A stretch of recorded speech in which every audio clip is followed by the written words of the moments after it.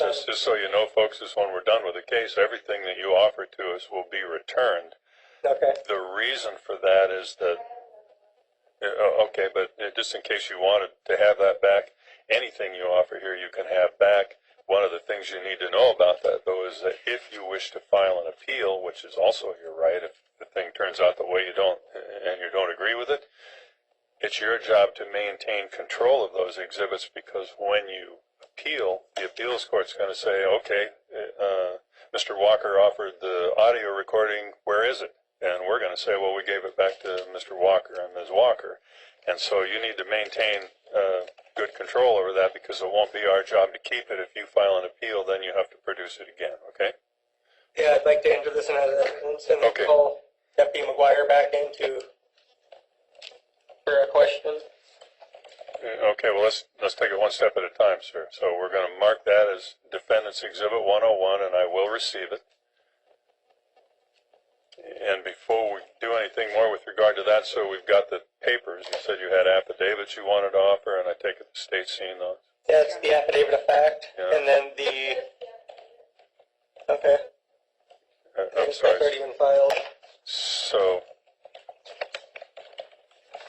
you tell us, sir, what you want to offer, and then we'll figure out what we're going to do.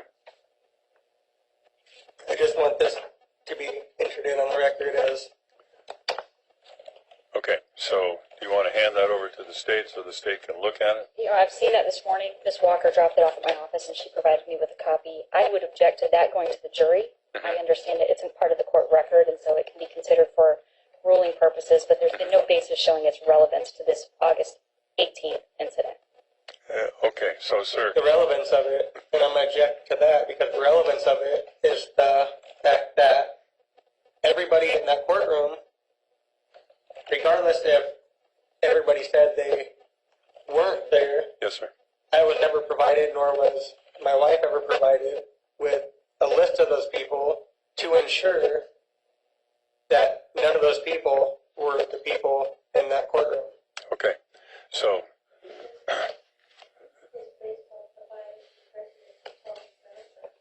That I've stated numerous times. okay, There so is bias and prejudice there, So let and me- there's tampering with the jury. yeah, let me see if I follow what you're saying now. You're saying that I don't recall the date, but apparently there was another date where jurors were present in a different courtroom or in a room in the courthouse here, and you believe And that you asked statements these were jurors, yeah. jurors if Yeah, they're present there, I've just forgotten the date. Yeah. October 24th. Okay, so on October 24, and it's the purpose of this offer is to show that there were other people who were present and saw it or heard it, and they've made out affidavits to prove that statements were made that would prejudice the jurors against you and your case. No, Is there that- was no okay. statements made or affidavits. It was just the word of Thomas Branford being biased and prejudiced and giving his personal opinion to members of the would-be jury Okay. that was supposed to hear the case. Okay, I must have misstated, because that's what I thought I was saying. You're saying that on the audio CD that we've just received, that's the audio record of that? Of that, And now you're saying that the affidavit, that the paperwork you want to offer, sir, is also the evidence support of this that? audio CD. Yeah, okay. So, and that goes to prove, your assertion is that that would prove that the jurors were biased against you by the judge or courthouse staff, is that right?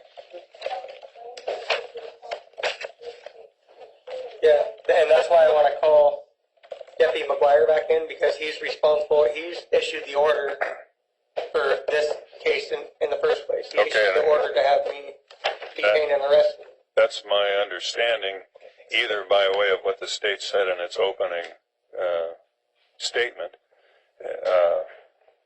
and I believe the deputy who testified here testified that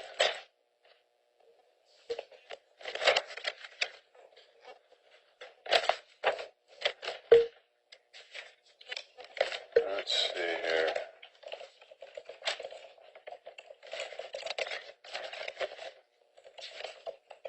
He testified that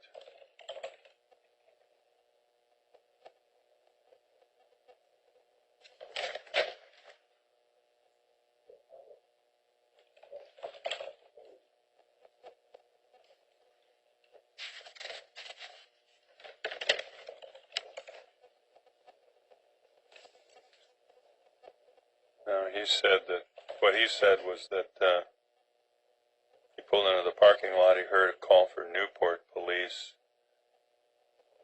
He offered to assist in the detention for an unlawful filming. He saw Mr. Walker. I want him to come in and state on the record. Yeah, I want I'm to just question him. I'm just trying to figure out where the record is, sir. And so then we had the other witness who testified. Somehow I got it in my head that was already in the record.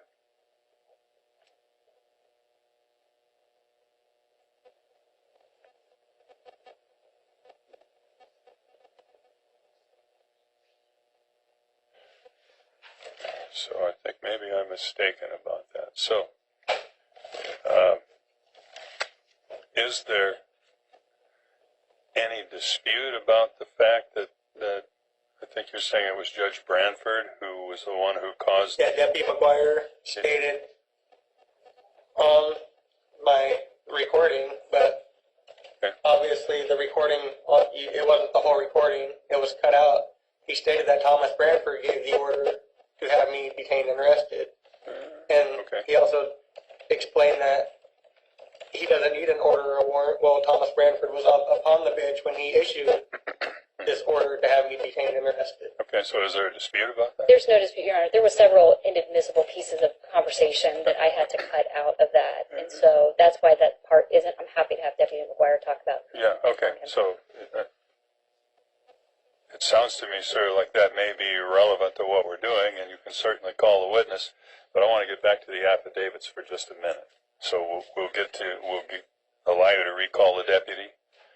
We're going to receive the audio record, and the state's objecting to the affidavits because they're not relevant. Yes, Your Honor. The FTR that he provided is a certified court record. I've seen it. I can kind of view it from here. I also don't think that's relevant. If Mr. Walker's trying to complete some record or some defense, I wanted him to have that available. The affidavit that he's referring to is a sworn statement by Laura Walker, not a party to the case. If she has some information, she can always testify. But I believe she was mentioned as being a party Yes. to Yes, she was mentioned as someone who was present. by Deputy McGuire. Yeah, I believe so. And And that- if she testifies to the events on August 18th, I believe that would be relevant. The statement, I believe, refers to an event on October 24th, which is not relevant. I don't know if maybe the CD would show some kind of bias by Judge Branford, and maybe Mr. Walker thinks this is some kind of illegal arrest, but the sworn affidavit goes into territory that's not related to our incident date at all. Yeah, that's It is that the- because I object to that. It is relevant for the simple fact is Judge Branford is the one who issued the order to have me arrested and detained for this very charge we're in this room today. Yes, sir, I think we're all in agreement about that. And we're going to allow you to have the deputy come in and testify to that so the jury can hear that. So, I mean, when you tell me that, I think we're going to get there in just a moment. The affidavit of facts is in direct support of the audio CD that you're allowing to be entered in on the record. Okay, so let me tell you what I'm thinking about that, sir. Even if it were true that the affidavit is in direct support of the CD is the actual evidence of what occurred. The affidavits themselves are what we call hearsay. They're out-of-court statements written by people who are not present to be cross-examined. So those affidavits are not in an admissible form, but it sounds like everything that you want the jury to hear is on the CD, which is admissible and has been received. So I think what I'm going to do is this. I've already received the CD.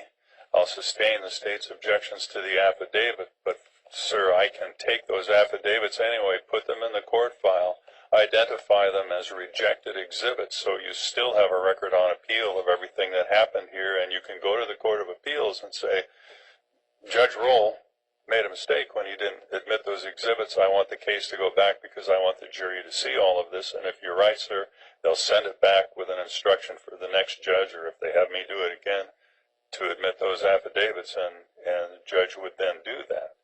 So, I object to that ruling, but okay, thank you, sir, for your objection. It's noted for the record.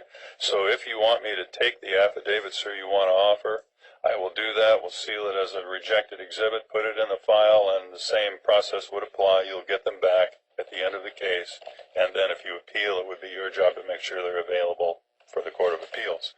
So, do you want me to take those, sir, mark them, and Which exhibit is it? We have another copy of Exhibit this. number would it be? we're going to make it, we'll make all of them defendants 102 indicate they are not received, but they are taken into the file as what we call a rejected exhibit. But the CD is received. Yes, sir. It's received for all purposes, and it can go to the jury.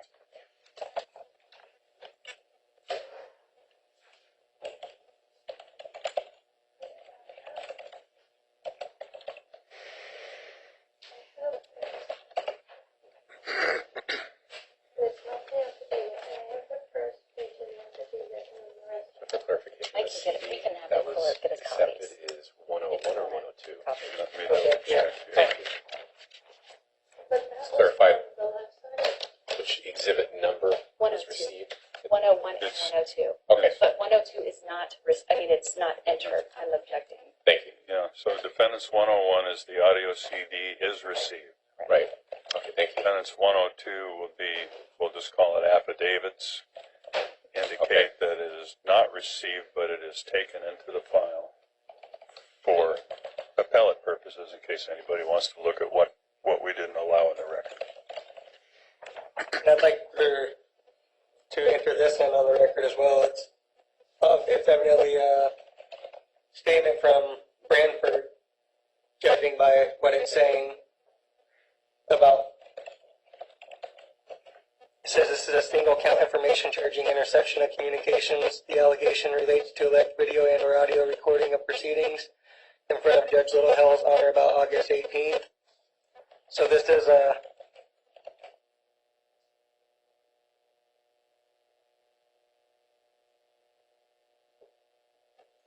So this is just saying that Judge Littlehell should not be assigned the case because he's a potential witness. Okay, and so if you want that, if you want to offer Read that, it for a second. I'd like to do Yeah. that. Go ahead and mark the other one and I'll get a copy for you. and sir, with your agreement on the paperwork you're going to offer, that I said I would put in the file as a rejected exhibit, I'd like to staple them all together so we don't lose the pages. And so we'll just mark them all as the exhibit. We'll have them all secured, and that way we won't lose any pages, and you'll get them all back when it comes time to return them. We'll get a copy to you. Of that. And Yeah. we can make another copy of this. Your Honor, I would be objecting to the email correspondence. There's inadmissible evidence about Mr. Walker's criminal history, specifically talking about a felony elude case that Judge Branford was presiding over, Yeah. and comments from Judge Branford's opinion of how Mr. Walker behaves in court. This, I believe, would mistry the case. I would be objecting to this. Okay. Okay, and so, folks, let's talk about that for a minute, and then I'll tell you what my ruling is. The idea behind a case like this is that if there's a claim of criminal conduct, the only criminal conduct the jury can think about is the one that's in front of them on a trial. Generally, other charges that haven't been resolved yet, and sometimes other convictions, cannot be admitted in a trial because otherwise the jury might get an impression that somebody was constantly engaged in criminal behavior and therefore must be guilty of the crime in front of the jury. It shows his And we don't want them to do that. personal opinion of bias and prejudice of what he feels and believes is my opinion and beliefs. Okay, and I understand that's what it says, sir, because you read part of it to me. So, because of the reasons that I just told you, that people who claim that you've engaged in other criminal conduct, their statements might be prejudicial to your case, sir.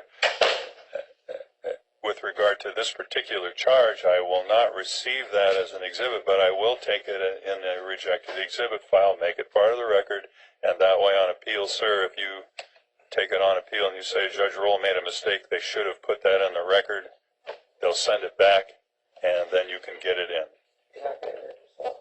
I don't want to keep it here with me in jail. So, did you want to offer that one, sir? Well, a copy of it maybe. but- Okay, do we have a copy? I've just seen it. If Okay, Mr. so ma'am, if Rivers could do a copy we of would that. like to make a copy and give you the one back.